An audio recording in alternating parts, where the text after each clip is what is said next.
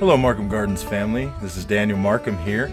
Wanted to bring you guys along today. We are rooting some mulberry cuttings. We ordered some mulberry cuttings and they've come in. We've got Valdosta, we've got Illinois Everbearing, and Hicks Everbearing. All three of those varieties do fairly well in cooler weather. We get down to sometimes, down to 12 to 13 degrees Fahrenheit, even though that we are considered 9A. The rest of the year stays pretty warm, and we do clear the hundreds here in southeast Texas. So these varieties are known to do pretty well in this kind of weather and like the higher chill hours. But I wanted to bring you guys along today to show you our method for rooting mulberries, figs. We've done wisteria this way, we've done willow this way, we've done muscadine, and we've also done Mustang grapes this way as well. So I wanted to bring you guys along. Hopefully you guys enjoy the video. Listen, if you haven't subscribed to the channel, guys, if you would go ahead and subscribe to the channel, hit that notification button so that you are notified when there's a new video or when there's something new has come out. And if you guys would share this video with anybody if you think that they would need to know how to root these mulberries. But let me go ahead and spin you around and I'll show you what we're starting with. So right here, guys, the basis of it all is I'm starting with some peat moss. And so this is just a ground up peat moss, basically, is what this is. I have wet it down to a consistency where it does not drip at all. There's no water running off of it. But if I squeeze it really hard, you can see I can get some water out of it. But when it's just sitting by itself, it does not have any water dripping off of it. So I'm starting with peat moss. That's all I'm going to be rooting this in today. A lot of people will add vermiculite or perlite to this to add a little bit extra air, but I've found that I do okay with just the peat moss. And so without spending the extra money on the perlite or the vermiculite, we seem to do just fine with this peat moss as long as we get the moisture consistency correct in this. So the other thing that we're going to start with today is also our cuttings. So you guys can see here, we've got several cuttings of mulberry. These are all the ones that we're going to be doing today. I've got a rubber band ball. You guys will see, you don't need it to be in a ball, although it is funner when it's in a ball. More fun, excuse me. And but just some rubber bands, guys, so that you can band up your actual pouches. We've got some plastic pouches. And we've also got some rooting hormone powder, and it doesn't really matter what brand you guys want to use as long as it's a rooting powder, or you can also use the gel. But it's not a huge deal as far as the brand goes. I found that most of them work fairly well. So. But these are the materials that we're going to start with, guys. So what I did is probably about 15-20 minutes ago, I went ahead and stuck these cuttings in some water, and that's going to allow them to get a little bit of moisture so they're not drying out. There is less dry out in this method anyway. This method is actually considered the figgy pop method, and you can see they kind of end up looking like little suckers if you were to flip them upside down. But figs do extremely well in this method, but I have found also that mulberries do really well also. So, but these are the basic supplies that you're going to need, and to get us started, and let me go ahead and get you guys set up, and I will walk you through the process. All right, guys, so the first thing you're going to do is you're going to take your rooting pouches. You're going to go ahead and pull one of these out. Now, these ones here are the 4-inch by 16-inch. So these are long enough that basically we can have soil in this bottom half, and then we'll have the top of the cutting sticking out inside of this plastic. And during the period that it is rooting, so that we don't lose a lot of moisture, you can actually take this, fold this down, and tape this. Now I'm not gonna tape this today. I'm gonna leave these open because I'm gonna end up putting these inside of one of these plastic Tupperware things. I've got a clear one inside, and that's what I'm gonna use. So, but what you want to do is you want to start off with your plastic tube here, and what we're gonna do is we're just gonna go ahead and take some of this moist peat moss, and we're just going to start putting it into this pouch. You can see here, we're just going to fill that pouch, guys. We're just going to fill that up with our peat moss, and we're going to do it to about halfway. So we're going to fill this to just about halfway.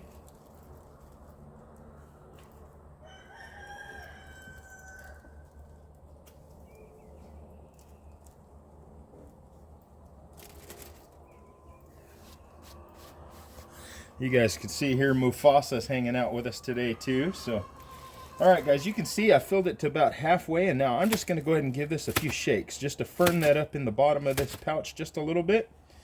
So now that we've got this, you guys can see it's fairly firm. And so I'm going to go ahead and take one of our cuttings. Let me grab one of those. This particular cutting here is Valdosta. Now, one of the things to make sure that you do is make sure that you are putting the correct end into the soil. Particularly with mulberries, you'll see that the new growth tips that are coming out are aiming upward. And so that'll give you an idea of which direction you're supposed to go. So watch out, Mufasa. Now, we're going to take the bottom of this cutting, and the first thing we're going to do is, sorry, I almost forgot.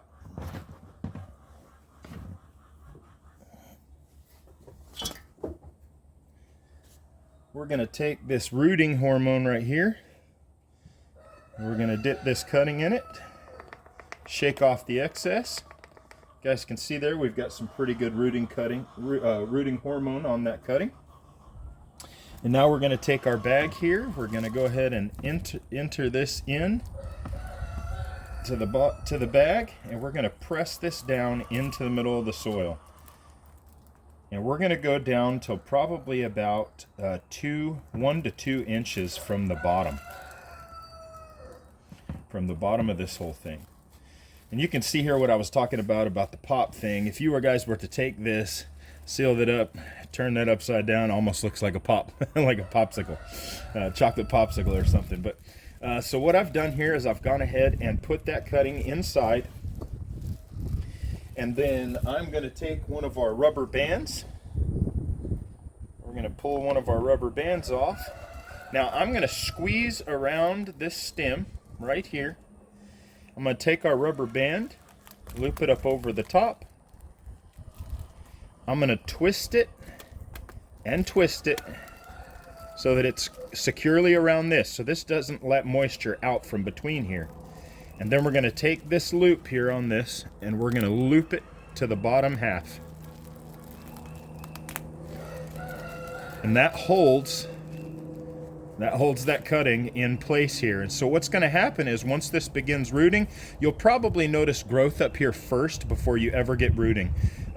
Because mulberries tend to do that. They'll try to put out some growth before they're ever even rooted.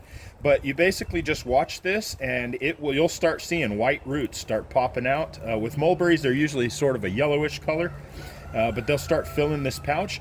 Once this pouch is full of roots, and you've got some growth up here at the top, then you can take this and you can actually plant this into a pot, or you can even plant this into the ground if you've got some decent soil. So that's how we do it, guys. Now I'm going to go ahead and walk through several of them just so you guys can see the process, and I'll go ahead and speed this up so it's not so painstaking, but just to show you guys what I'm doing here. So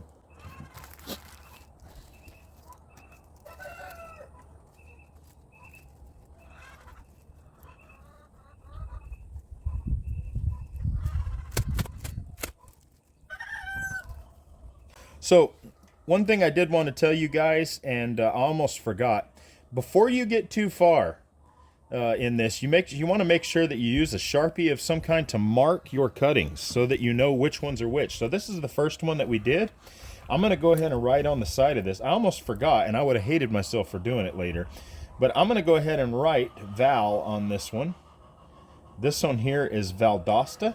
And that way I won't forget what this particular cutting was, since I have so many cuttings that I'm doing right now. So make sure you do mark your cuttings. So now again, I'm going to go ahead and I'm going to take my cutting, and we're going to go ahead and finish out the Valdostas here. I'm going to go ahead and take my cutting. It's already moist on the end. Again, I'm going to make sure that the leaf structure is facing the correct direction towards up. That way I'm rooting this bottom portion here. I'm going to go ahead and dip it into our rooting hormone. Go ahead and knock off the powder like we did before. All right. And then we're going to go ahead and stick this in here. into the soil. We're going to wedge it down to about an inch to an inch and a half from the bottom. Again, we're going to tighten around our little pop here. And I'm going to go ahead and rubber band this bottom half here to hold the moisture into the rooting zone. And this, just by doing this, guys, it prevents you from having to come in and water these several times during the rooting process. That's part of the problem you run into when you do them in pots. Mulberries will do easily in pots, but number one, you're going to have to water them over and over and over as they dry out in pots. And number two, you can't hold as many pots in your area as you can these. These you can do a whole bunch of them and not run out of room. So again, go ahead and mark what your variety is. This one's Valdosta. And we've got it there. So I'm going to go ahead and start and do a few of them just so you guys can watch the process. So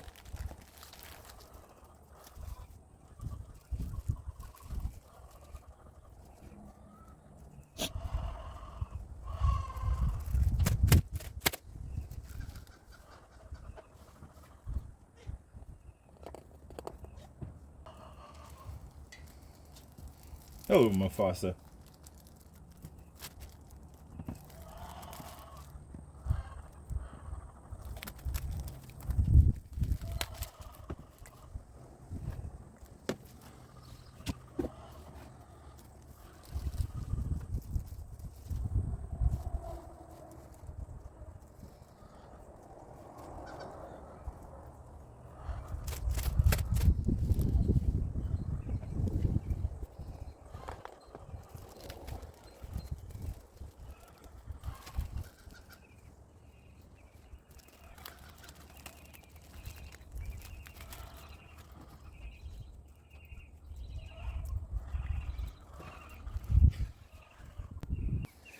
All right, guys, so you can see that method. It's fairly easy. It's really easy to root them up, but this is the method that keeps you from having to basically keep watering them constantly over and over and over, and keeps you from having to lose moisture and stuff inside of there. So I'm going to bring you guys into the shop real quick. Hopefully I don't show you too much of my mess. I've been so busy gardening, I haven't been able to do a lot of cleanup in the shop, but I just wanted to bring you guys in here and show you what I do with them when I'm done creating all of the cuttings. And just show you guys real quick my propagation room. We've got tomatoes going. We've got 3 different varieties of tomatoes going. We've got a whole bunch of basil. That's 5 different varieties of basil that we've got started here in our propagation room. And just getting started for the season, guys. But anyway, back to the cuttings here. Let me show you. Oh, almost forgot. Our peppers. And so in here we've got probably over 100 different varieties of peppers. Not all of the varieties are represented here. This is just one of each variety of all different types, guys, from no heat to super hot. So, but we're still working on that, and we have several more of them up here still going in the process of germinating. So, but right over here, guys, this is my Tupperware that I use for cuttings. So let me go ahead and pop the top off of it here, and I'll show you. So this is what I do with all of the Figgy Pot bags. I throw them inside of this Tupperware. You guys can see we've got several things growing in here, already have leaves and doing their thing. I don't have any that are fully rooted out yet. They've already started leafing out, but they have not yet started to root. Now, I don't have any root growth on them yet. So, but this here is one of the Mustang grapes. We actually found a variety of Mustang grape that is incredibly sweet.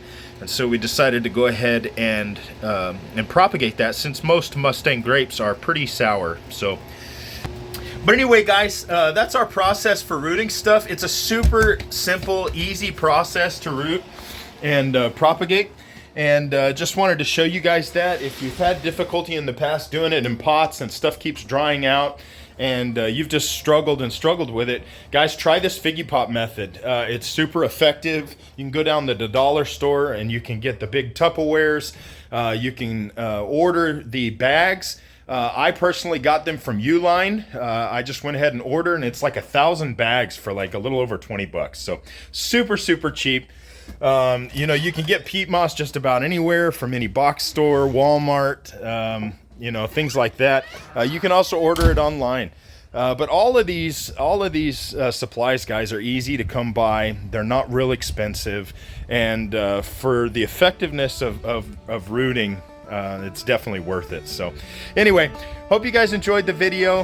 Like I said before, if you haven't subscribed to the channel, guys, if you would subscribe, we're gonna have a lot more how-tos and things this season. I've definitely got a spring update coming up soon. I'm super excited about that. A lot of stuff is sprouting out, and if you saw the update from last year, guys, you'll be super surprised at how much growth has been on a lot of these plants. So but anyway, if you would like the video, guys, if you did like it, if you'll go ahead and like the video, go ahead and share this. Get this out there. Get the word out there, guys. We need more people being more self-sufficient to grow their own food and grow plants than just depending on our food systems, because we know that they continue to fail. So anyway, hope you guys enjoyed the video. Love you guys. Talk to you in the next one. Shalom under the dome.